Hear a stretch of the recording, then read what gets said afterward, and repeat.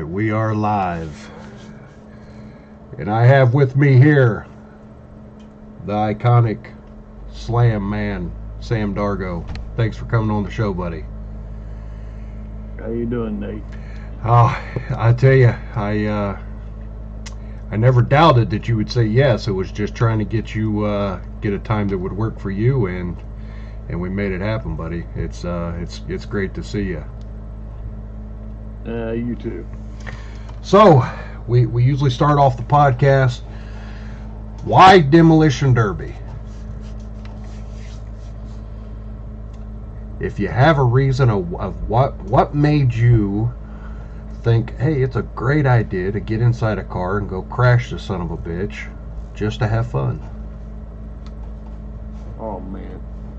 I'll tell you what. I was 18 years old. I was working for a guy named Don Andrews that owned a junkyard out here on 700 East. And one day, old man Don said, "Hey, you want to go run Demolition Derby?" Of course, being young, you know, old piss and vinegar, you're not going to say no. Correct. I said, sure. He said, "Well, go get that old station wagon back here and bring it up here." And I said, I went back there to the back of the yard. There's an old 74 Chevy round back wagon sitting back here. No motor, no transmission, no hood on it. I thought, why? How in the hell am I supposed to drive this? This thing's a pile of shit. Right. I hooked onto it with the record, drug it up to the front, parked it out front of the building there because we had a big, long, gigantic garage there. And I said, "Well, don't even run, Don." He said, "Don't worry about it. We'll get it ready." I said, "Okay." Every day at work, the car was back where I picked it up at, in the yard. So I thought, he was just pulling my leg, no big deal. And I just kept working. A couple of weeks went by. Getting close to Derby Day. And of course, he had to take me to Anderson Speedway for my very first Derby. Oh boy. Which I had no idea what was about to happen. But nonetheless, for 2 full weeks, I worked, and every day that car was sitting back there in that hole in the back. But what was happening was him and his brother Charlie was building the car at night. And then every night they'd park it back there. Finally, it was getting about 2 days before Derby Day. He says, "Go back there and get that wagon and drive it up here." And I'm thinking, that damn thing don't run. There ain't no motor in it. Yeah, some bitch don't even have a motor. I walked back there. Hood's on. That's the only thing different about this car is the hood's on the car. And I thought, well, hell, they put the hood on it. Okay. I don't know about driving it up there, but okay. So I go looking around. Sure as shit, there's a motor in this car. Transmission, everything. There's a flip switch and a push button. I thought, well, hell, I can figure this out. Flip the switch, push the button, and it's going to start up. It did. So I drove it up there, and I'm thinking, you know, when the hell did they have time to build this car? I mean, it was a turd. It really was. At least in my opinion, it was a turd. Of course, Had I known then what I know now, I wouldn't have thought of it as a turd. Right. But nonetheless, they built the car, and the day Derby time come around, Don hooked it up to the record, and he said, "You ready to go?" And I said, "Well, where are we going?" He said, "Well, we're going to the Speedway." I said, "What Speedway?" He said, "We're going to Anderson." I'd never seen a demolition derby at Anderson Speedway before. Yeah. So we go over there. We get to the track, and there's probably 100 cars there. It seemed like. Might have been 200. Seemed like 200. And I'm thinking, what in the fuck have I got myself into? Because I'm telling you, I'm seeing some of the coolest looking characters I've ever seen in my life. Right. And they all got cars, you know what I mean? Here I am, a little skinny, probably 120-pound kid, thinking I'm going to go over here and wreck cars with these guys. I get there, Yeah, I'll never forget this because we went to the driver's meeting. I was already nervous. Of course, I wasn't trying to let anybody know. I was trying to be cool about it, you know. Right, right. And the only damn thing I remember from that driver's meeting is don't hit them in the driver's door. That's it. Okay, so they draw the heats out. I drawed heat number 2. And I was like, well, okay, at least I don't have to be the first one out on the track, you know. Little do I know back then, you started on the walls and you got to run on the whole damn track. It wasn't just the infield back then. You got to run on the asphalt and everything. Nice. It was crazy. So they start the first heat. Some idiot takes off and he goes ball hauling. And Jerry Dishman, if you're listening, brother, I don't mean nothing bad to you. But this guy drove just like you. He was pedal to the metal and jumped all the way across that track and smashed some guy to the wall on the other side. And I'm thinking, I don't know if I'm ready to do this. Right. But I get to watch this whole first heat, and I mean, all hell's breaking loose out there. And I'm thinking, I ain't going checking shit out. I'm going out there. Right. So that heat gets over with. We get ready for the second heat. I get my helmet and all my shit on. I'm shaking. My hands are shaking, my feet shaking, my knees are shaking. I climb into this car, go out onto the track. I line up on the wall and I look over to my right and there's a guy sitting next to me. He's got 2 teeth. Oh, Lord. That's it. He smiles at me and gives me thumbs up. And I'm thinking, oh my God. And my foot is sitting on the accelerator pedal and it's trembling. I'm literally trembling, sitting there. And I'm in park. And I'm like, shit, I can't be sitting here in park. I'll be that guy in the first heat that smashed through the wall. So I put it in reverse. And I'm sitting there holding the brake and both my legs are shaking. I mean, I'm shaking. And I thought, all right, how am I going to get out of this? I need to figure out a way out of this because I really don't want to do this at this point. Then I sat there and I was like, yeah, I'm just going to go out there so far, maybe shut it off and act like the car died and I couldn't get it started. That's what was in my mind at the time.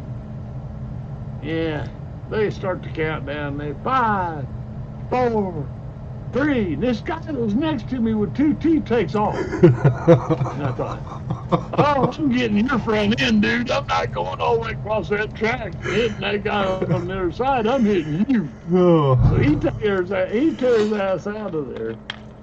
So I tear ass out of there after him. He gets about halfway across the track, and I'm all up in his grill. And I'm shoving him. Now the guy's coming from the other side of the track, and he just gets sandwiched. Oh, Lord. He's destroyed one hit. Of course, I didn't know how tough the ass of them wagons was back then either. Right, right. And once I made that first hit, I thought, fuck, this ain't too bad. This is kind of fun. So I started driving up, and I started hitting shit. Man, out of nowhere come this summit in a pink Cadillac. I mean, this guy torqued my shit. Passenger side front fender spun me 360 all the way around. And I thought, you motherfucker, now I'm gonna get you. I went after this guy. And back, I know you know the Speedway. You've been there a million times. You know the guardrail where the ambulance parks behind? Yes, sir. I literally got that dude smashed up against that guardrail, stuck. I broke one of his steering arms, and he couldn't steer. I got him pushed into that rail. I started going out to the middle of the crossover, and I'm full tracking his ass, Right. drilling him into that rail. Well, he broke his stick, but I didn't care. I wanted to hit him at least 10 more times. So finally, they're red flagging the damn thing. They come out on the track, and this guy's chasing me around with a red flag trying to get me to stop because I'm still pounding this guy in the rail over here. He goes, He's out. He's out. He comes to my window. He tells me he's out. I was like, okay, he's out. All right, all right. So they throw the green flag again. We get going again. And it got down to 3 cars, and I was one of them. And like I said, I don't remember a damn thing about driver's meeting except don't hit them in the door. Right. So when it got to the 3 cars, they was trying to stop it. And me, I'm chasing these other 2 guys around like crazy, trying to hit them. And I got one guy pretty good, broke his steering. I tore the rag joint in his steering gearbox off. And finally, here come the flagman again with the checkered flag. He's waving the damn flag, and he's running out on the track chasing me. And I'm like, what the hell is going on? I thought I had to be the last guy running. What I do now? Yeah, I thought I done screwed up again. So they stopped me. I drive back to the pits, and Don's like, go get in the wrecker. And I was like, why? And he goes, them guys are going to be coming down here, and they're going to be pissed because you tore that guy's car up, and you're supposed to stop when it got down to 3 cars. And I was like, uh-oh. So I go get in the wrecker. Here they come. I mean, these 2 big old burly guys, they're pissed. They was together. I didn't know that. You know, hell, I was just 18. Shit, I didn't know shit about nothing. Right. So they come down there, and they're like, where's that guy that's driving this car right here? We want to talk to him. Don, I could hear Don. I had the window down a little bit. I could hear Don going, well, he said, now listen, guys. He goes, he's just an 18-year-old kid. He never done this before like you guys. He said, tell you what I'm going to do. He said, we got parts to fix your car. He said, if you guys won't beat him up, I'm going to send him down there, and I'm going to make him help you fix that car. And the guy goes, what do you mean? And he said, well, I'm gonna make him go down there and help you fix your car. He said, that's the only fair thing to do. He said, you know, but I don't want you guys beating this kid up because he's just a kid. Right. So they agreed. So Don comes to the record door and he goes, get out of the truck. And I'm like, oh shit. I get out of the truck, you know, and these guys see me, and they're almost, I think they want to laugh because here I am. I'm probably 120 pounds dripping wet. You know, little skinny kid, and now I got to go help them fix this car. Which I did. I went down there and helped them fix the car. And then after I helped them fix the car, they said, you want to run with us? And I said, well, sure. They said, now that means you can't hit us. Right. We're not going to hit you, but we're going to hit everybody else. And I said, okay. So we get out there, and I think I finished like 6th or 7th, but one of them guys won the Derby that night. And I thought, hell, man, that's the way to go. You don't want to go out there by yourself. You better have a little bit of help. Right. That's kind of where I learned the teaming thing, you know, bring somebody with you that you can run with. Yeah, if you don't like how it goes, you got to bring more team. That's for sure. That's always been the understanding. Yep. Well, I remember when a lot of the teams used to come to town from out of town, and they'd bring 3-4 cars, and they'd take all of our money. Mm-hmm. And I was like, yeah, well, guess what? I learned that shit early on, boys. So guess what? I'm going to assemble 2 or 3 guys that I know I can run with. Right. And then I'm going to organize the local guys, and we're going to kick you guys' ass every time you come to town. You quit coming here. Exactly. Yes, sir. And you said you was 18. I was 18 the first time I ever ran a demolition. Oh, wow. That's been what? I was addicted after that. What was that? Probably 10 years ago. No, that was a lot longer. I'm giving you a compliment. Yeah, I know. Oh, Lordy. I'm not sure. Is there any car that you wanted to build in actually Derby that you never got a chance to? Well, I had 2 or 3 of them, but they was worth so much money that I had never built one. And that was the Chrysler Imperials, the 66 or 64 to 66 Imperials. Yeah. Every time I'd get one of them, somebody'd offer me more money than they'd offer me enough money that hell, like if I won the Derby, I wasn't gonna get that out of the car. So I'd sell them the car. Right, right. Yeah, you said shake enough money, you just can't say no to it. I totally understand that. Totally understand I went that. clear to Minnesota one time to get one, and this thing was clean, and I thought, this is the one I'm gonna run. I'm gonna build this car. Of course, I wanted to get a Chrysler pointy nose bumper to put on it. Mm-hmm. Of course, Chrysler wasn't my thing. I wasn't a Chrysler guy at all. But I ran against a couple of Imperials. Yeah, I ran a couple. What was it? Feedback? No, I was getting a phone call. Oh, okay. I ran against a couple of Imperials over at Upland, Indiana, and man, I'm telling you, they'd destroy a wagon. Yeah. Well, Gaston, actually, there was some guys coming down from to Gaston one year. They was from Peru, Indiana, I think. Larry Stats. I don't know if you know Larry or not. I know Pretty the good late. old boy. I know the late Larry Stats, most definitely. Yeah. Oh, you know what? I got something, and I wanted to mention this before we got started. I'd like everybody to think about a few people that aren't with us anymore, like my buddy Troy Whitaker, Natalie Smith. There's quite a few of them, really, that are gone that no matter whatever happened on the Derby tracks, we always came together after it was all over. Most definitely. And it was more like family, really. Not so much what the crowd saw, because the crowd saw us go out there and beat the hell out of each other, and sometimes we might be giving each other the birds or whatever. Right, right. But it really wasn't that much like that. Yep, yep. Made a lot of good friends over the years that I had to smash into, that smashed into me. Of course, you know, I look at it as, you know, somebody gave me a good lick, I always wanted to give them a good lick back. Exactly, exactly. So. Yeah, that's how I. Yeah, I meant to bring that up. I see there. I'm a clumsy. I done knocked my thing clean over. Yeah, most definitely. It's you always go out there. You tear each other up, and from the crowd's point of view, you know, it looks like we're just sworn enemies.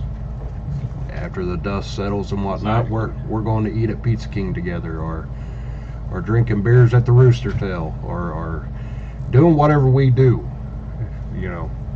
Yeah. Well, there was times, you know, before the Derbies, hell, like, it wasn't nothing for me to maybe drive by Smith's house over on 5th or 6th Street, whichever road it was they lived on. Little Dave might be out in the driveway working his ass off trying to get ready for the Derby. Mm-hmm. And I know the Derby's going to be like tomorrow or the next day, and I'd stop and say, what are you doing? Oh, man, I got a lot to get done, man. I don't know if I'm going to make it. And I'd say, well, what do you need done? Right. Before you knew it, hell, I was working on his car. He was helping him work on the car, yeah. I'd be helping him work on his car so he can make it to the show so we can beat the hell out of each other. Right. We did that I don't know how many times. I mean, it was kind of funny.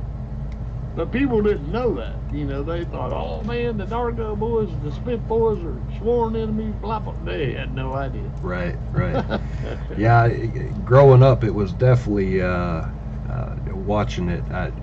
I can't say for sure that I remember you guys having the Smith Boy killers on your car, but I 100% remember Dargo killer on cars.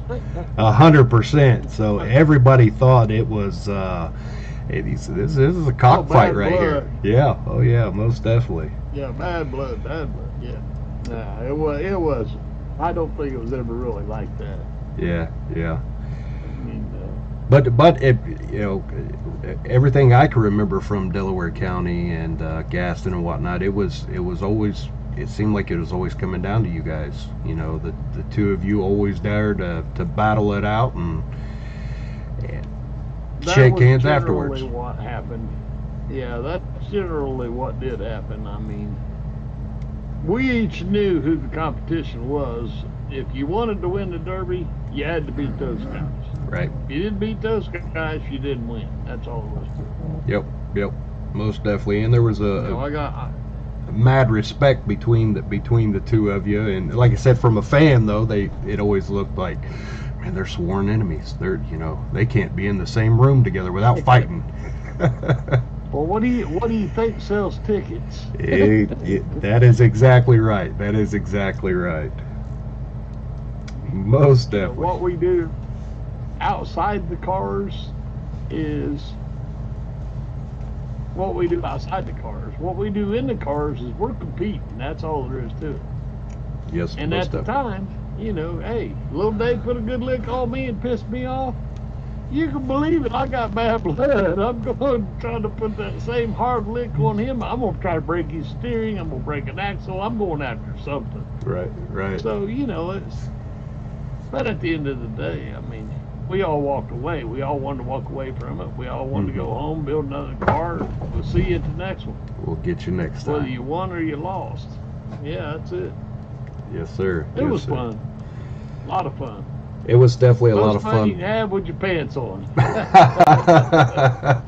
It was definitely a lot of fun growing up watching it. Most definitely. You guys was two of the big icons here at Delaware County that gave me the drive to become what I've become today. And it's like I said, it's definitely an honor to even have you on. I mean, if you'd have said 10 years ago, hey, this guy over here is going to be a promoter now, and you see that old guy over there that's a legend walking around, he's going to be on his podcast. Who the hell could have ever thought of this? You're doing what I tried to do. I mean, it is what it is. I mean, I don't envy your position anymore, because I can tell you it's hard to bring a group of guys together to show up at a derby and actually get out there and put on the show. Yep. Well, that's what it is. You're selling the show, man. Yes, sir. You got to have the crowd to come. You got to have the cars to show up, put the show on.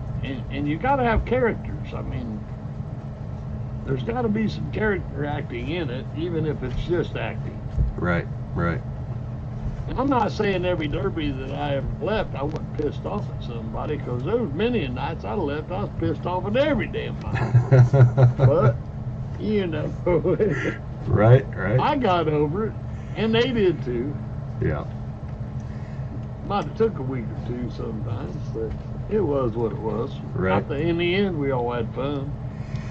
Now, a lot of my followers and viewers and listeners, some of them are old school, and they know all about Sam Dargo.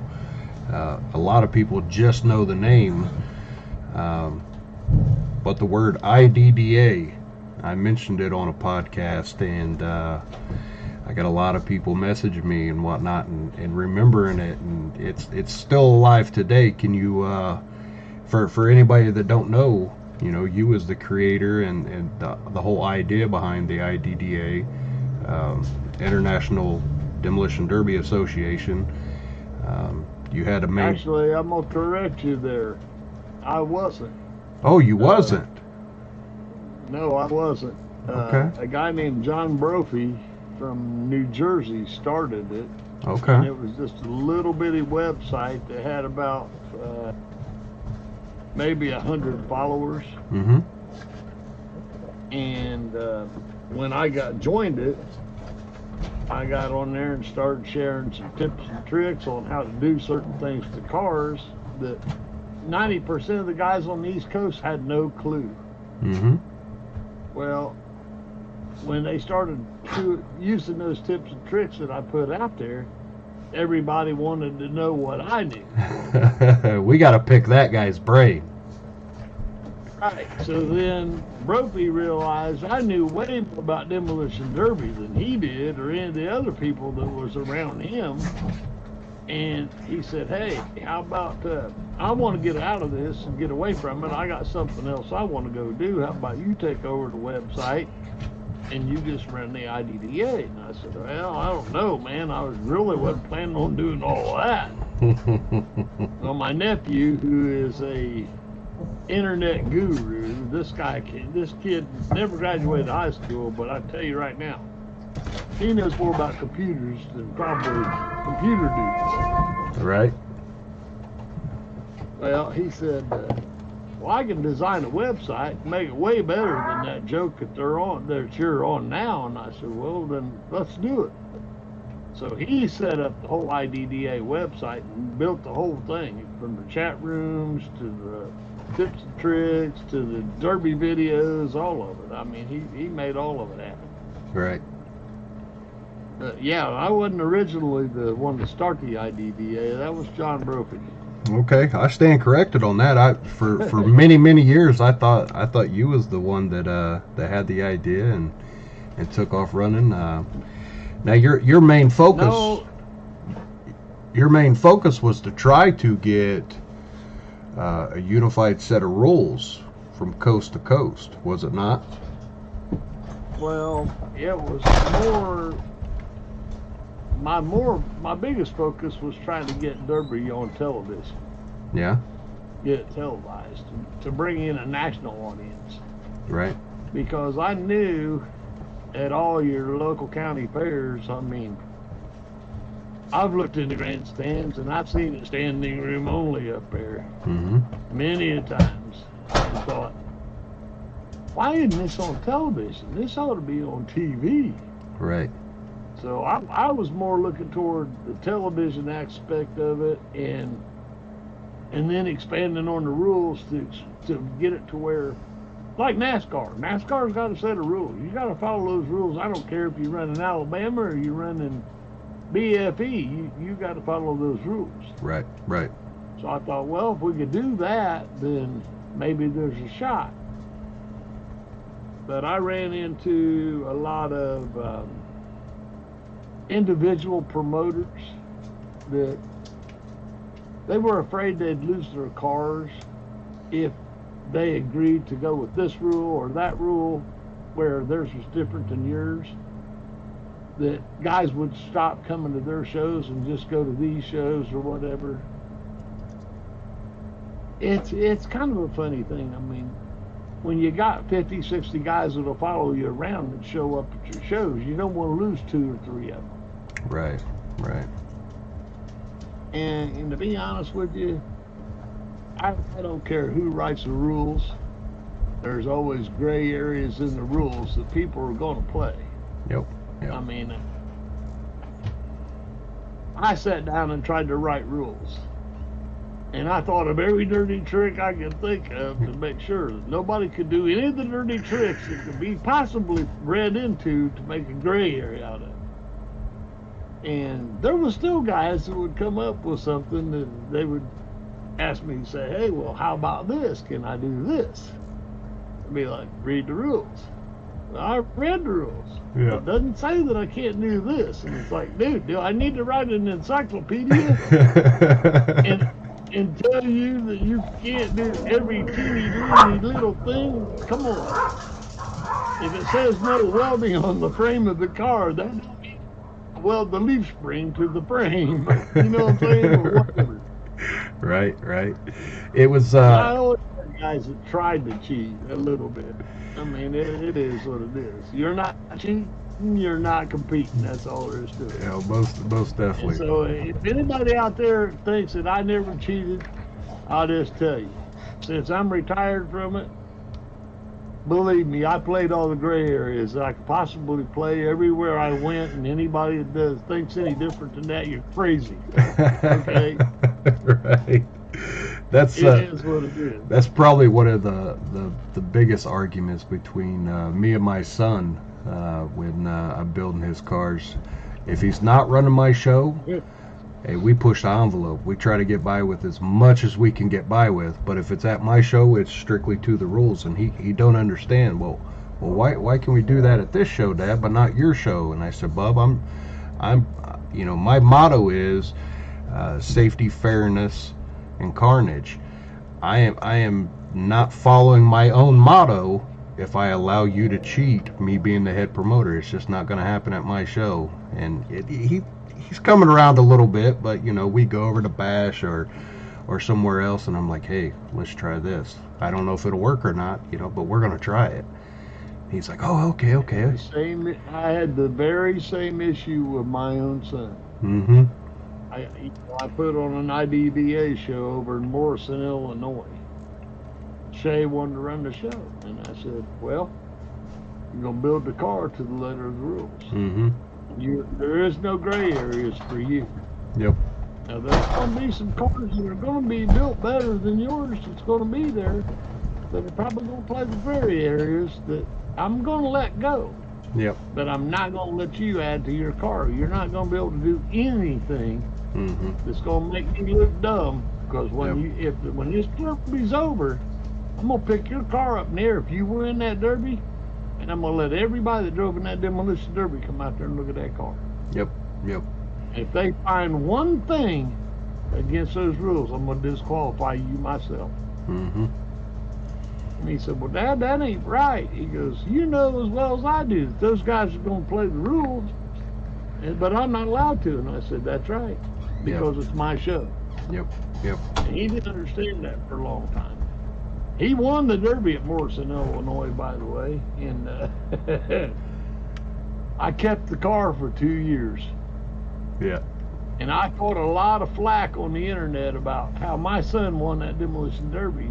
And in fact, I had somebody local come out and look at the car. Yeah. Took the payloader and rolled it over on his roof and said, show me one thing that's wrong with this car.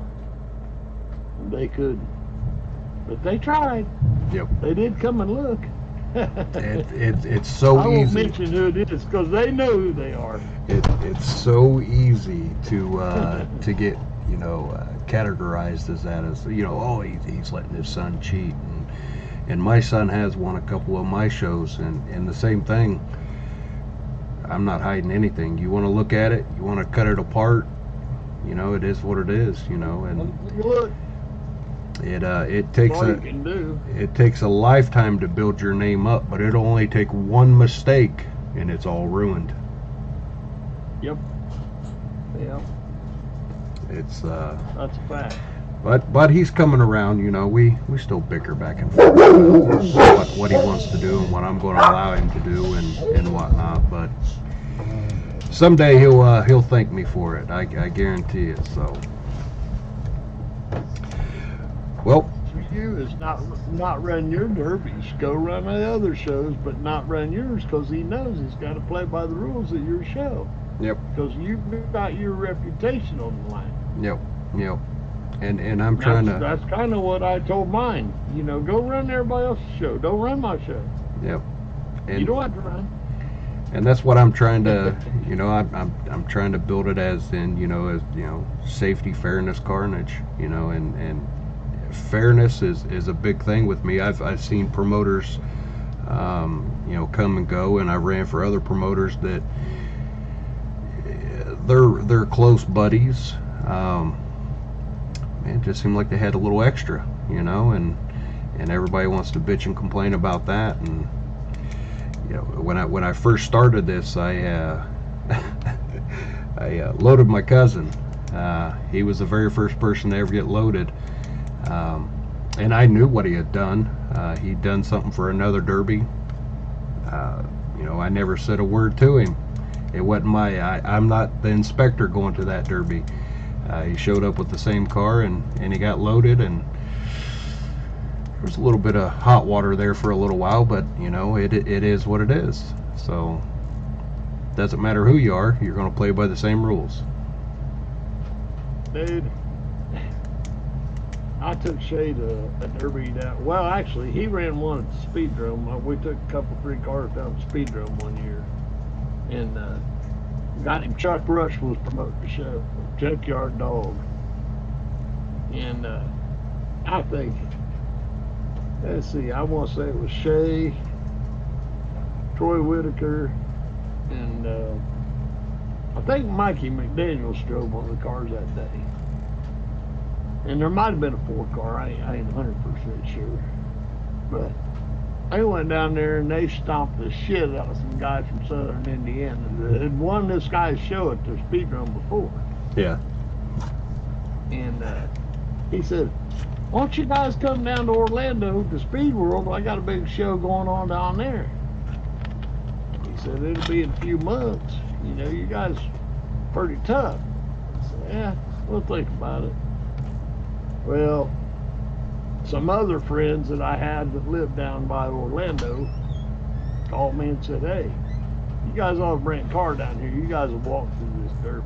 We heard what happened up there in Indiana. Said, you guys need to come down here. So I read the guy's rules. Of course, like I said, we tried to play all the gray areas that was in the rules. Mm-hmm. We had valve stem protectors on our valve stems, you know, the little shit. Right. We haul cars all the way to Orlando. And of course, the last thing my wife told me before I left town is do not take that kid down there and get him hurt. And I said, he ain't gonna get hurt, he'll be just fine. He's with his daddy. And told me, yeah, we go down there and we get there. This guy's, I mean, nitpicking our cars to death. Mm-hmm. You got to cut this. You got to change that. You got to do this. You got to do that. You got to take that off. That's not allowed. I literally asked him, I said, Chuck, you want me to cut the frame in on the car? I said, are you really that worried about it? I will cut the frame on the car. I just came 1,200 miles to run a derby. Right. I'm not going to tuck my tail and drive back home with a car that ain't smashed. Right. Well, we cut all the shit he wanted to cut. Well, I'm watching a couple of guys that were local there that I knew probably were buddies of his. One of them was a guy named Mo. He had Mo painted down the side of his Chrysler. So I'm kind of standing back and I'm watching. He raised the hood up. This son of a bitch had half-inch plate from the front bumper all the way to the body mounts on that subframe on that Chrysler. Plated. And I said, you gonna let that pass? He slammed the hood down. He said, put a stick on it. He said, now, if you want to protest after the derby, you're more than welcome to. Oh, Lordy. I said, I see how this is going to go. I said, well, you tell that fat motherfucker in that car, you better look out for me because I'm coming after his ass first. I love That's it. exactly what I said. Well, it turned out he had another buddy that had won a bunch of his shows that he was buddy with out of North Carolina and brought his son to the derby. Well, the people that I knew in Orlando told me about this guy from North Carolina, and I said, okay. I said, well, is he here? And they said, yeah, his car's right there, and his boy's car's over there. I said, oh, okay, so those are the ones I really need to look out for, not this Mo guy so much. Well, I heard Mo's car run. It didn't sound like it ran worth shit anyway. He wasn't going to make it to the end with all that plate. But I'd already told him I was coming after him. So everybody's lining up to go onto the track, and you know they're letting them go wherever they want to. So my plan was I'm gonna line up right next to Shay. I want to stay close to my kid. Hell, I think he was only 14 or 15 years old. Well, we get to up there. He's right in front of me, and we're the last two on the track. They send him to one end of the track, and me all the way to the other end of the track. Mm. Now, Orlando Speedway is a half-mile track. Yeah. Asphalt. And it's dry. Oh, boy. Dry asphalt track. And the car I was running was a 76 Chevy tugged wagon. Had 513 gears in it, tow motor tires on it. This thing, I mean, this son of a bitch would move. Yeah. Well, they got down to about 3, and I took off. And I'm headed down the inside wall toward where Shay's at. Little did I know, he's coming from the other direction on Oh, 3 shit. himself. He's headed toward Dad, okay? Well, this dumbass kid from North Carolina comes off of the wall, comes right down to the inside rail. I see an axle shot. Well, Shay's coming the other way. He sees an axle shot. Oh shit. We met on this kid's car. Oh shit. The transfer of energy, but through that kid's car, it ripped Shay's seat completely off the floor of his car. Oh my gosh. And he jammed his knee into something up by the steering column and gashed his knee open. Oh. So now you're gonna have to explain that to Mama when you get back, because now her baby's hurt. Oh yeah. Hey, you got it. Well, when I backed up, I pulled the driver's side axle out of this kid's car. Now it's sticking straight up in the air off the track. So they throw the red flag, stop it, because they're going to go out there and get that axle before that axle pokes through somebody's floorboard and kills them. Right. Well, I get to looking around. I'm like, where in the hell is Shay at?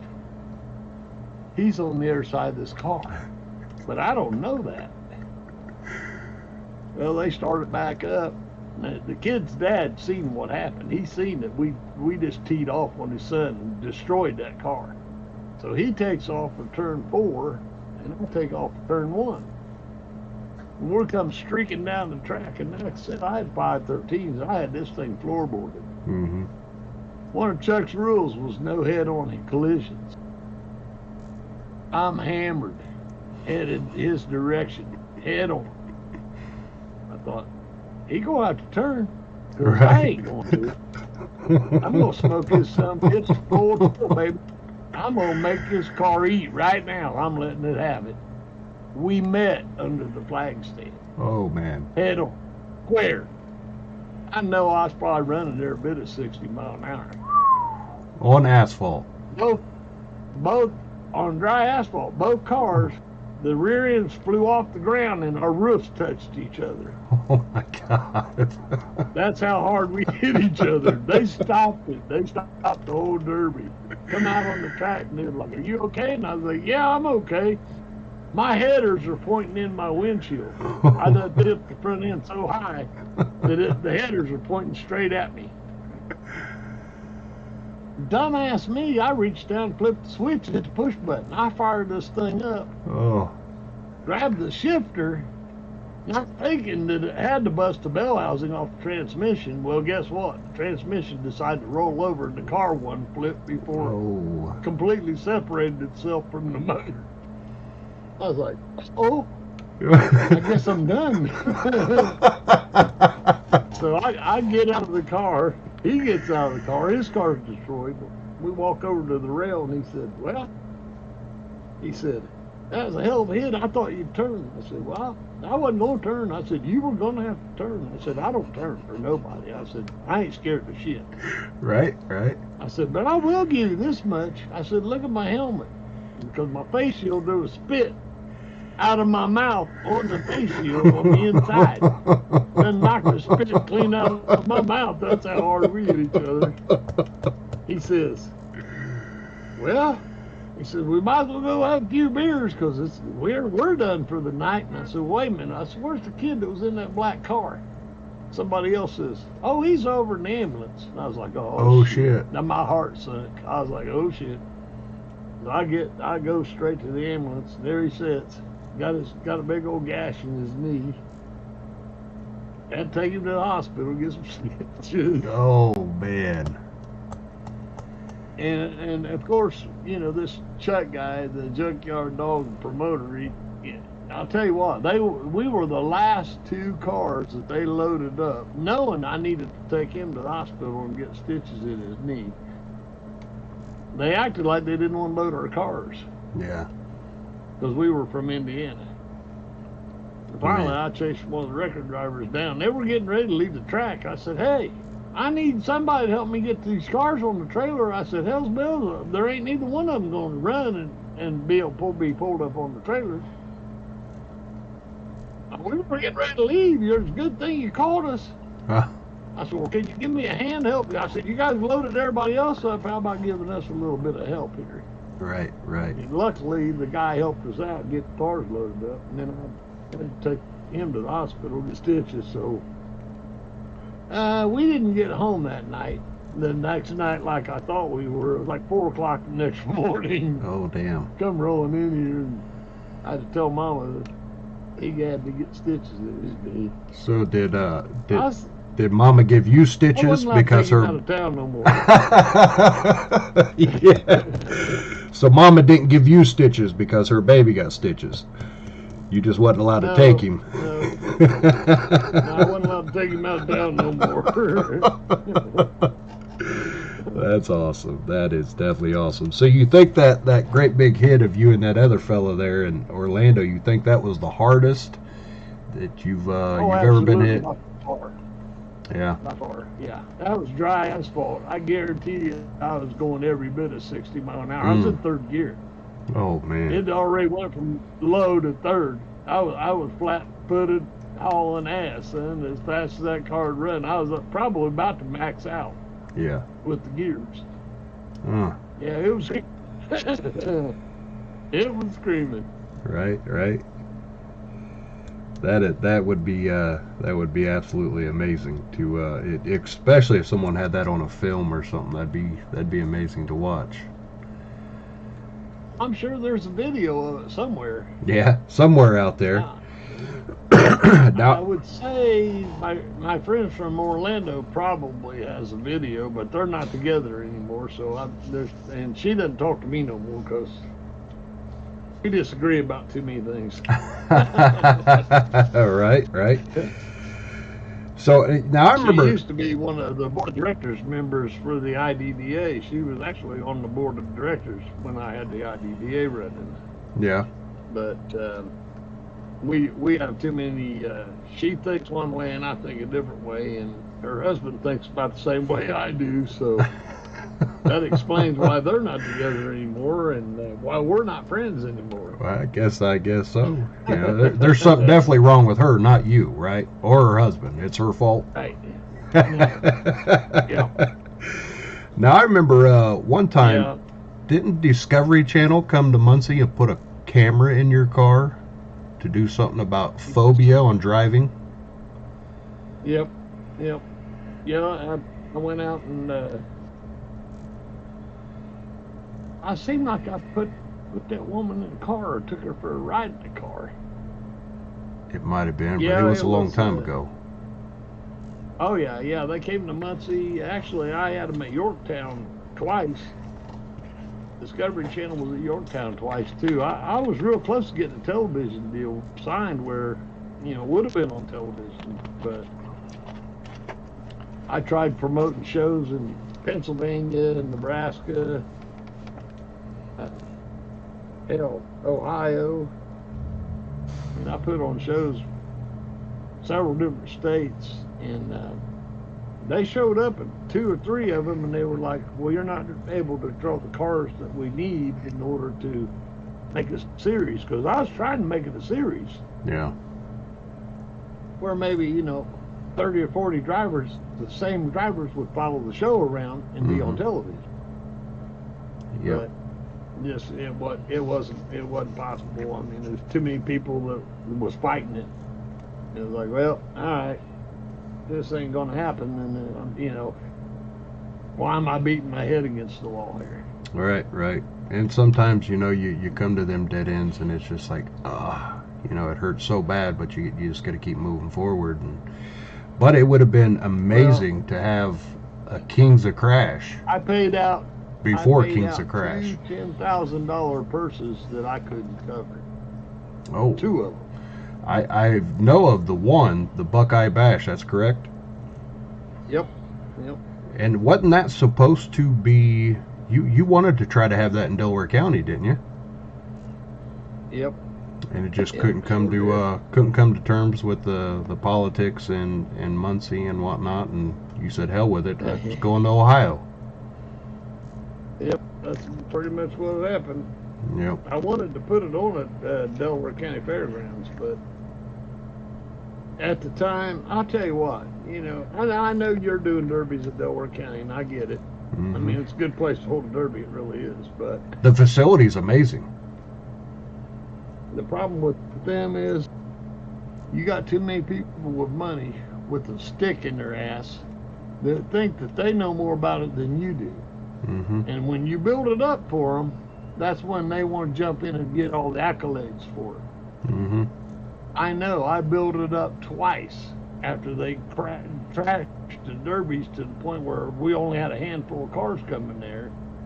And then, oh, well, let's get Sam to come back and put on the derbies again, and we'll build it back up. Yep. I did that twice, and I said the last time I said no. Yep. I got a phone call from them. The last time, I won't mention any names because I can't stand them. The one guy I got thrown out of the Oasis because I was going to whip his ass in there if he didn't want to go outside. Right. Needless to say, the police got called, and I was told to either leave the premises or go to jail. And I was like, yeah, let me see here. Right. They won't whip his ass outside. Nah. I'll let you go this time, pal, but you better stay away from me because if I see you out, I'm going to whip your ass. Now that wouldn't have been the sod farmer, would it, as we call him? You got him. Yep, you know exactly what I I'm know about. Exactly who you're talking I about. didn't say his name. Nope. I didn't say his name. No, sir. No, sir. It's embarrassing in front of his friends. Right. Because I walked up to his table and I said, and I promised him an ass whooping earlier in the night. And I walked up to the table and he was sitting there. It was karaoke night, and some of his friends were in there singing karaoke. I just tapped him on the shoulder. I said, "You ready for that ass whooping I promised you?" He had a look of horror on his face.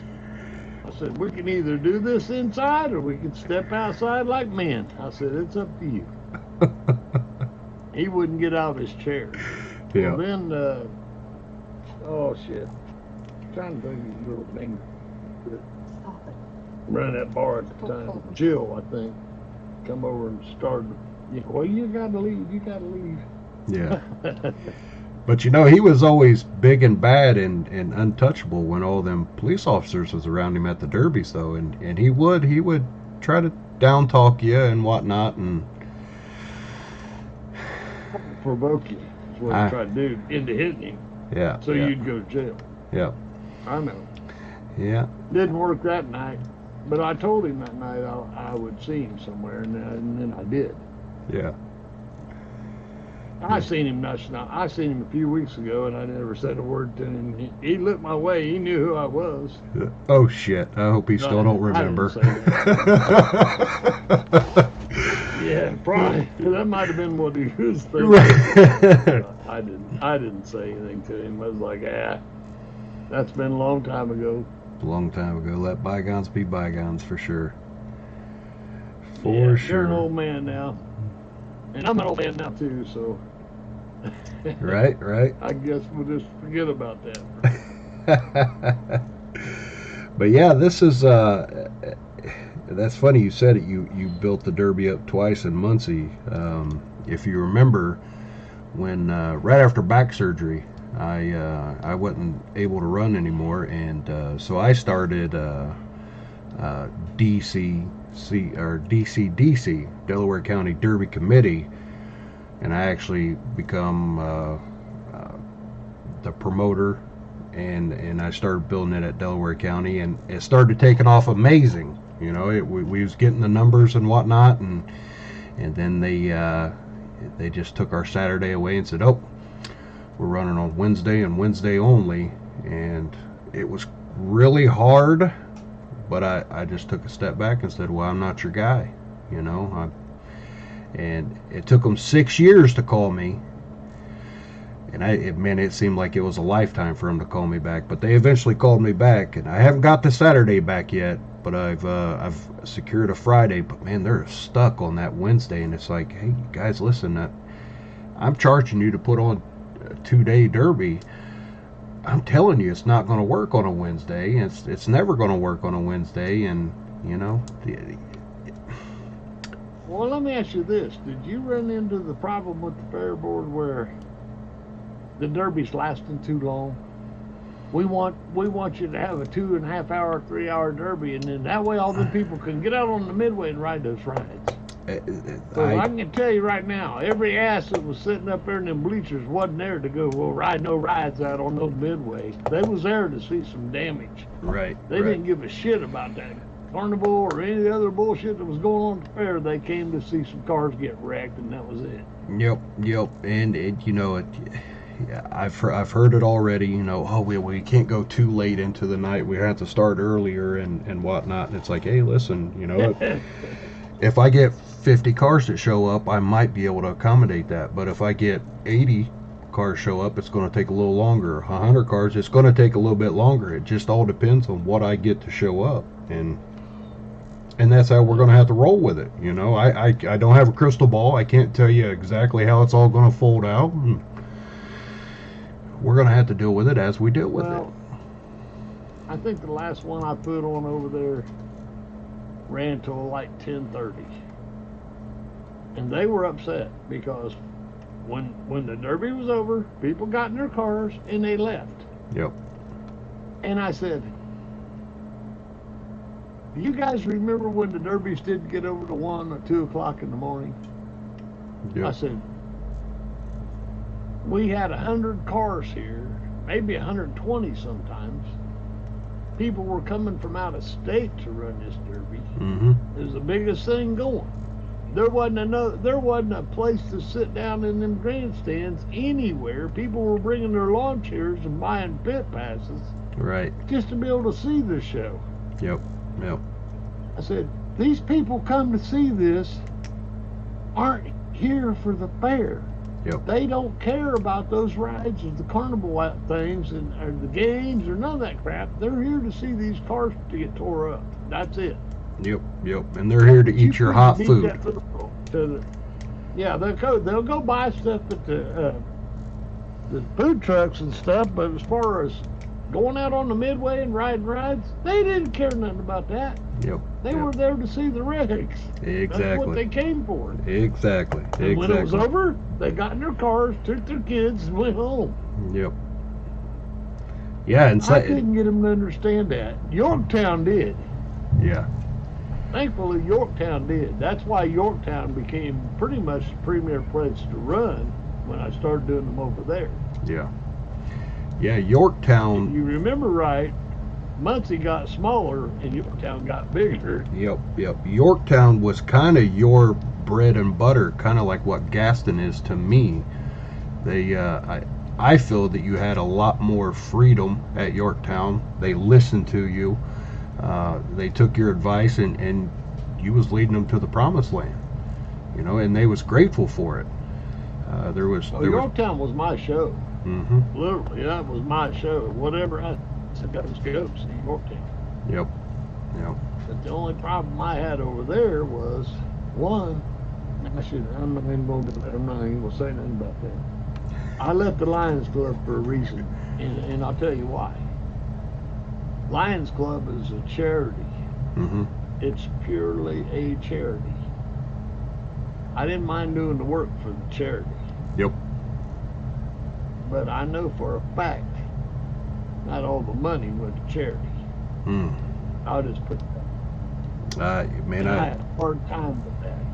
Yeah.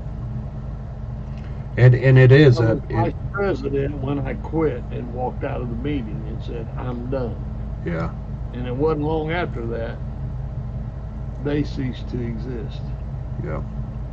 Because a lot of the other younger guys that was doing all the work left too. Right. Yeah, it's definitely being a part of a Lions Club. It's not just making the rules, finding people to do your carnivals and whatnot. Just last Saturday, we was out knocking on doors and passing out turkeys and $50 gift cards, for Christmas and whatnot to total strangers. Yep. And that part of it makes me proud to be in the Lions Club out of Gaston. It really does. That's a good thing. Yes, sir. Yes, but sir. I always said follow the money. Yeah. Because the last show I did over there, I had my mom and dad at the front gate selling tickets. Mm-hmm. My wife at the back gate taking pit pass money. I know exactly down to the dollar Yeah. what that Derby brought in. And I can't say that all that money was accounted for in the treasurer's report. Ooh, I'll leave it at that. that's rough. That's rough. Especially Yeah. when you're the one putting in all the hard work, and they're still in the fruit. You know, that's a slap in the took face. my payloader over there. I used my gas. I built all the walls around that track. I scraped all the dirt out of it. So it was a hard-ass place to run. There was no cars getting out of the Derby pit. Yeah. If you got smashed into them damn barriers, believe me, you got damage on both ends of your car. I was You up didn't want to be by the walls. where the big grandstands was. Let's see, it would have been on the north end of the track. It wanted to hold water in that corner, and I tell you what, I got stuck in that corner. I don't know how many times, and I got waylaid up into that wall, and that fucking wall didn't move at all. It was all car and all my body flopping around in there for sure. Well, all the dirt that I took out of the track was behind those blocks. Yeah. If you remember right, at Yorktown, the blocks were below ground level. It was almost So like they you were- cut it out, There was, and then but it was just the dirt on the other side of it. Yeah. that's it. I mean, it was a hard place to play. Yeah. And if you got hit, you got hit. And it was a big you didn't track. want to be by the wall. Yeah. Big track. It was Yep, definitely big a track. big track too. Yeah. Man, I miss running Well, Yorktown. I did Muncie the same way. I made Muncie a lot bigger track because I can remember when we ran in a little thing that looked like we was driving derby cars in a bottle cap. Yeah. I mean, if somebody had a flat tire and got hung up, you were stuck. Yeah. You were stuck behind them and you couldn't get to nobody else. And it was like, for God's sake, man, make the track bigger. This track's so small you can't maneuver out here. Right. Yeah. You know, out of all the years that I ran, and this is probably something that a lot of people don't know, I never won that Muncie Derby, not one time. You never I got your tried. win at Muncie, huh? I never got a win at Muncie. The best I ever did was second. Now, I won Gaston, I won Upland, and I won Yorktown. Yeah. Never got a win at Muncie. Ah, Ain't that something? that is. I did not know Everybody that. says I'm a legend. I think they're all full of shit. I'm just one of those guys that got out there and like to play. I like to play rough too. Well, I tell you, you know what? The highlight of my actual driving career, it involves you. It was at Delaware County. This was some years ago.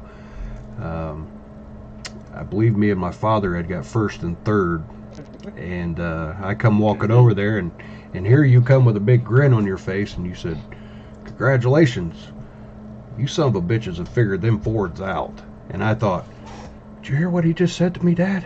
We figured something out. And it was just, I was shitting in tall cotton that day. You know, here's Sam Dargo telling me. You know what? I never thought a Ford was ever going to run with a Chevy. Yeah, Shay kept telling me that they were hard cars, and I said, bullshit. I wouldn't waste $1 on a Ford. right.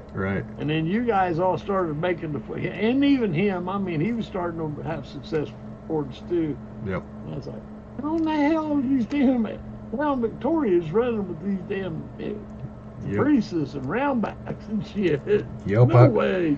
I remember your boy tearing a doghouse off of a roundback, and that roundback just could not catch him. That Ford was so fast and maneuvering and whatnot, and it just outdrove him.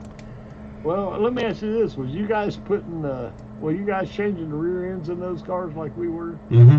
Yeah, at that point we was, yeah. Putting better axles and shit in them. We as a matter of fact, my dad talked about it on his podcast when we went to that meeting where you guys was talking about changing motors and rear ends and whatnot. We went out and got a Ford 9-inch that was jigged up to fit in a Chevy or a Crown Vic, and ended up getting Mosier axles and whatnot. And then went down to my Uncle Wesley's, and he started building us some motors. First, it was just stock rebuilds, that was reliable, and then as time went on, we end up going with the 383s and dumped a bunch of money into it. But looking back, I wouldn't change anything. It was a great time, and it was one hell of a ride for sure.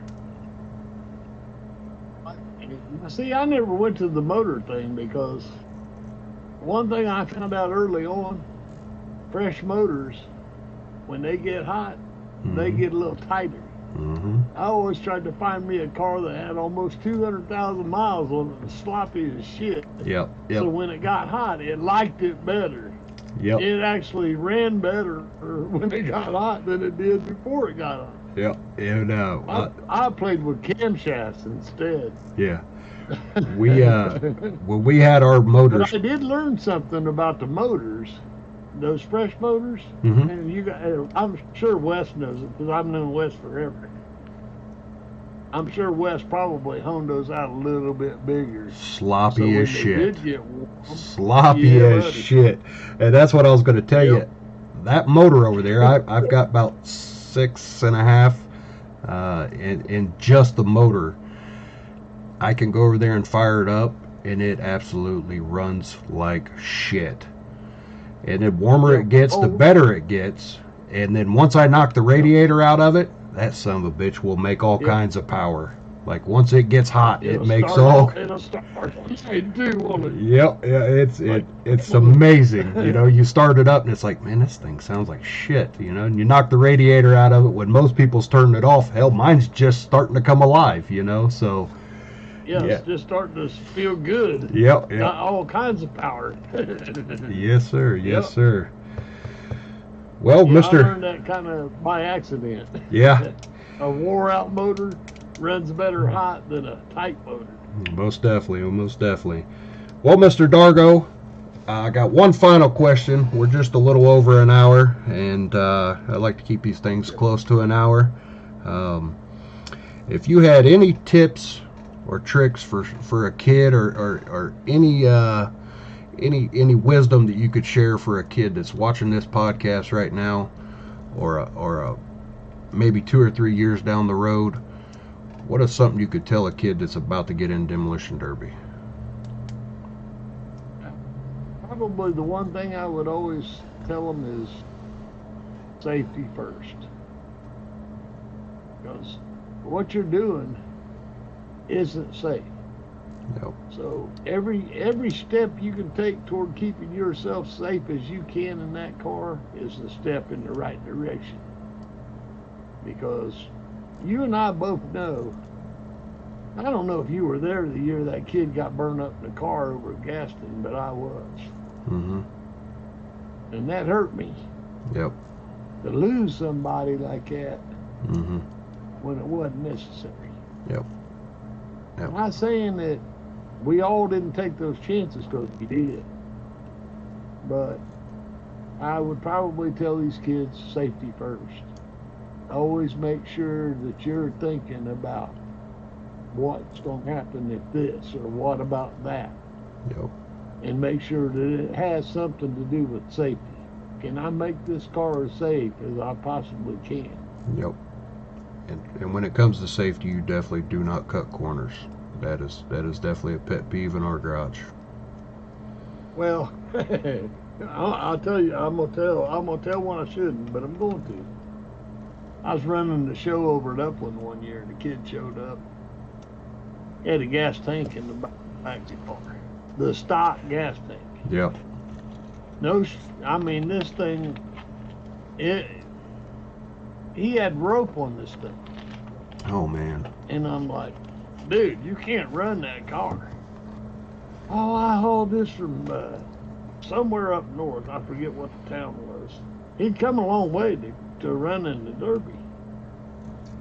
And I said, what heat are you in? And I think he drew like the second heat. And I went out there and I said, I felt bad for him because he came a long way to run. But he had a turd car. And he had a gas tank in the back seat that was dangerous as hell. Right. I said, all right. So when the drivers meeting, I called all the guys together and I said, look, who all's in the second heat? and they one by one raised their hands up. I said, "You see that car right there?